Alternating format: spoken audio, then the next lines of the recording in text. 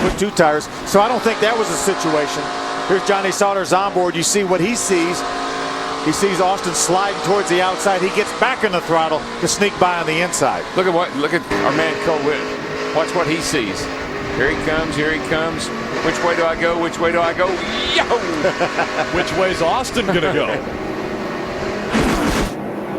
Todd Bodine continuing to work on that 30 truck. It wouldn't surprise me if the 30 was racing for the win as the laps continue to wind down.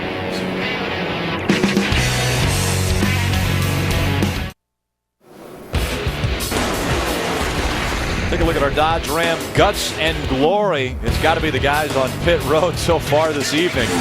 You know, this is a new fueling system that all the series of NASCAR had. The Truck Series actually had it last year. It's the ventless system.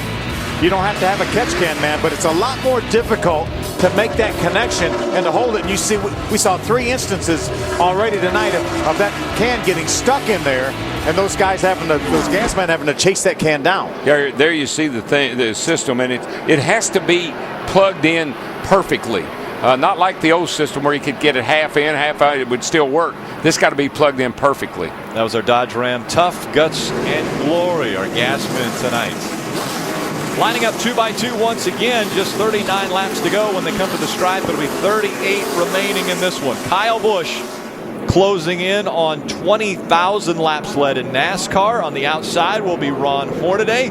We see the pace car making its way down pit road once again. 2 restart kings here on the front row. We see who prevails. Remember, Michael in the 4 gets the Aaron's lucky dog. Green flag back in the air. Kyle Busch with another great restart.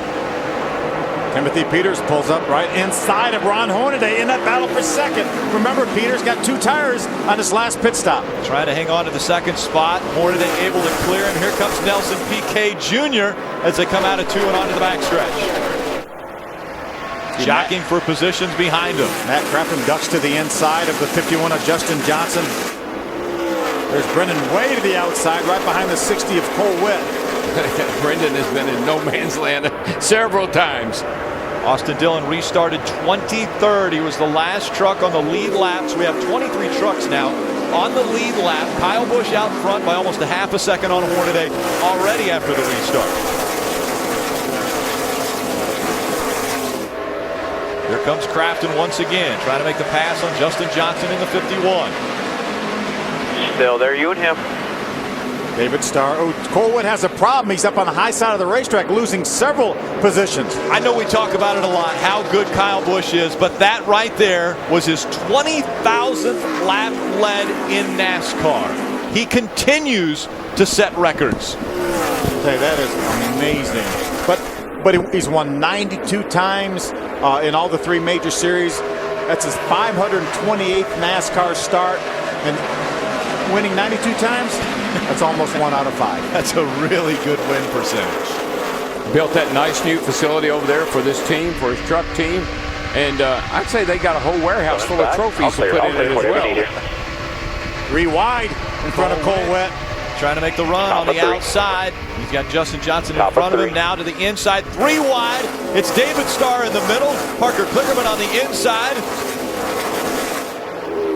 I got to give a tip of hat to Goodyear, because I tell you, I've been over here a lot of races, and I've never seen these guys be able to run 2 and 3 wide like they have tonight. It's been amazing. Cole Witt way up the racetrack now as he had made that pass on David Starr. Still there. Still chasing down Parker Kligerman, who is in front of him now in the 29.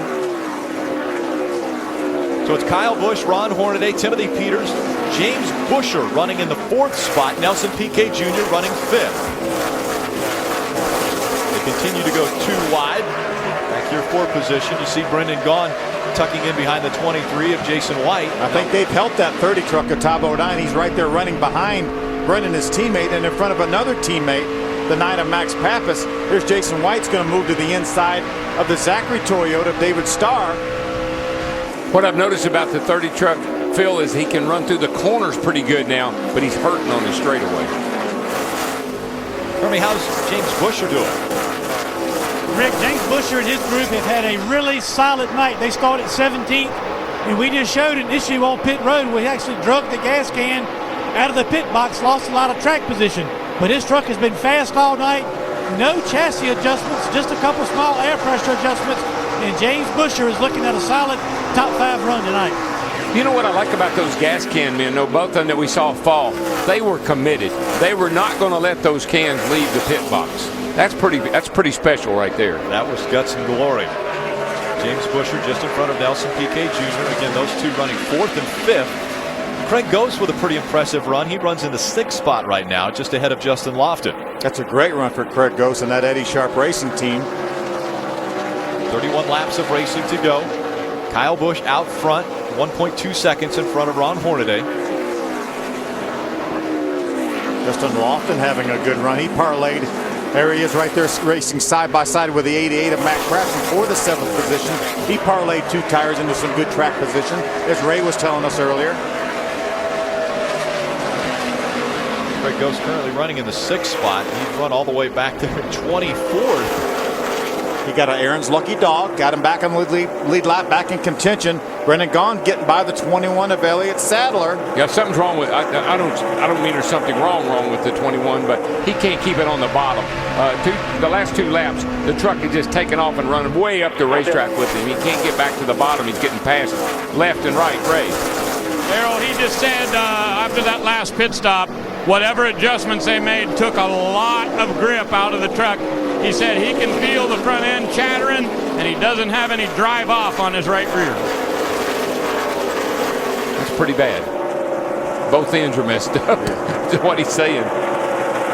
Jason White just in front of Elliott Sadler. And they're running in the 15th and 16th position. Here's battle for 4th. James Busher has it. Nelson Piquet Jr. still closing the gap. Nelson Piquet Jr. has been competitive this entire race. This is his best race by far. He's been racing up in the top 5 and in the top 10 and making some great quality passes. Even though his career best came at Daytona, it was 6th.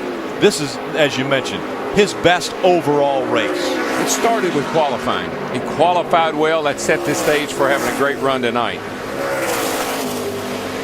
Continues to chase after the 31 of James Busher. Busher also looking to improve upon his best finish, which was 2nd at New Hampshire. We have some great high-speed racetracks coming, too. Good battle for 10th. Parker Kligerman on the inside in that Penske Truck Leasing Dodge. Justin Johnson, Vision Airlines out of Las Vegas. On the outside, here's Cole Witt. We're going to jump to the inside of Parker Kligerman. Watch that right there. That entry in the corner down that low underneath somebody usually gets into the guy on the outside, but they made it. Cole Witt's got a fast truck. But you know that Justin Johnson, he has done a really nice job tonight. But he fades after they run over. New tires, that truck is bad fast. But he fades when they run a few laps. He had a top 10 in his debut at Phoenix earlier this year, finished in the 8th spot. Cole Witt able to make the pass on Parker Kligerman. Now Kligerman battles back on the bottom of the racetrack to try to get back by. Busher trying to hold on to the position. Nelson Piquet Jr. takes it away. So 4th goes to Nelson Piquet Jr. He'll be looking forward to Timothy Peters, who's running in the 3rd spot. These two continue to battle for position. That's for the 11th spot. How about David Starr making the move on Parker Kligerman now, and here comes Brendan Gaughan to the inside. Here we go, 3 wide again. These guys have been doing it all night. They sort it out when they get down here to the corner, thankfully. You talked about it earlier, Darrell. These short races, these guys have to get on it right away, and these guys have been racing from the drop of the green flag. There's such an intensity to it. I mean, you're talking 150 laps. A couple of pit stops, baby, and this thing's over with. 25 laps remain. Kyle Busch just passed Mike Skinner for most laps led at Nashville. He has over 250 laps led here in just 2 starts. Kyle Busch has finished 1st or 2nd in his Truck Series career in 47% of his starts. Almost half. He looks real tense right there, doesn't he? Kyle Busch, 1.6 seconds in front of Hornaday.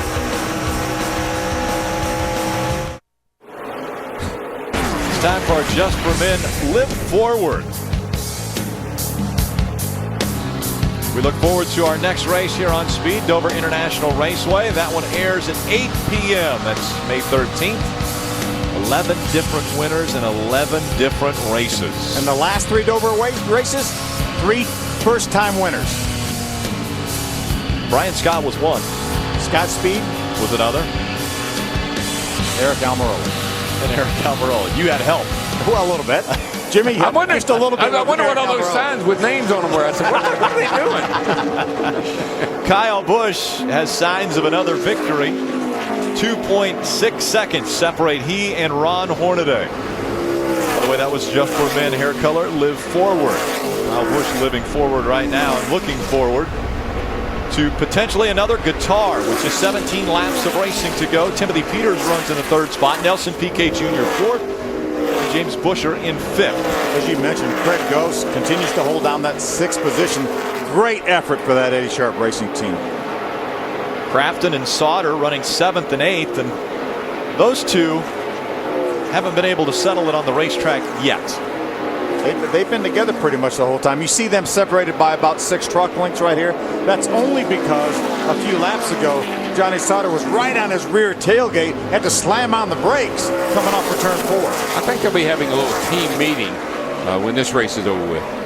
They're not done yet either, because they're going to get back together here. And it's going to happen sooner than later. Again, they're teammates. Matt Crafton in the 88 just in front of Johnny Sauter in that 13. In the process of opening up a brand new race shop up in Sandusky, Ohio. Just a beautiful state-of-the-art facility. I think it's probably a month, 2 months away. I was talking to the team manager, David Pepper. He said it's amazing that the guys will go over there after work and say, I can't believe that we're going to be able to work in this building here in a couple months. Hermie. Yeah, you see right here, Johnny Sauter reeling back in his crew chief, his teammate, Matt Crafton, and Johnny Sauter is less Rick. Turn 4, guys. Yep, we got a spinner. That's Nick Hoffman in the 63. And goes the 62 around the Brendan Gaughan. Goes around out of turn 4. Yeah, Brendan was caught by the 63. Let's keep it rolling. I think Brendan saw the wreck and checked up. Good, turn 3. Looks like most of the damage is behind the rear tire on that South Point Toyota. Again, the 63 of Nick Hoffman spun coming off of turn number 4. You see damage to the right rear of the 62 of Brendan Gaughan. There's where Nick made contact with Brendan. Serious damage to the 63 truck. One of the crew members is pointing to the wall. They're going to put that truck behind the wall. Let's see what happened here, Phil. I looked up and he was sideways over in turn number 4. Nick was. You see him. Cole Witt's going to slide up the racetrack, gets loose, makes contact with Nick. Boy, nice job by David Starr. He gets through, and Brendan was trying to get through. Just the 63 came down and clipped him. 95% of this race, Brendan Gaughan has run the outside line, and he goes to the inside there and gets clipped. There's well, I think this is what he saw up ahead, though. He saw the 60 get into 63. Man, it's pretty hard contact for Brendan's truck as well. There's Jason White. You see, he sees it up ahead. He gets on the brakes, and he was just far enough back from Brendan. He was able to get on the brakes and stop and try to determine which way Nick Hoffman was going to go. Here's the way it was all started. Cole Witt bumps into that 63. Yeah, certainly not intentional. We saw him get a little bit loose, and he was off the throttle for sure the whole time he was gaining on that 63. Yeah, he just Cole Witt got in hard into turn 3, shoved up just enough to get in the back of the 63 truck and sent him sailing. That means side by side for the restart with under 13 laps of racing to go. Things are heating up here on Speed, our 200th broadcast of the trucks. Welcome back to the Bully Hill Vineyards 200 on Speed, your motorsports authority. We are under our 5th caution of the night. This time it was the 60, 62. And 63 involved in an incident on turn number 4. It's our 200th race broadcast. Check out the people that have been up here in the booth. Oh, what an elite group. That's a full page worth, isn't it? An elite group by all means. In those 200 races, Greg Biffle has joined us in the booth. Mr. Excitement, Jimmy Spencer, Boris said he actually joined us in the booth, then went down and raced, and came back and joined us in the booth one time. Yeah, that's because he was looking for a place to hide. On pit road, we've had Adam Alexander, Wendy Venturini, Tony Rizzuti, Bob Dillner, Chris Devoto. We want to say thank you to everyone. It takes so many people, not just the ones that are on camera, but those behind the cameras as well.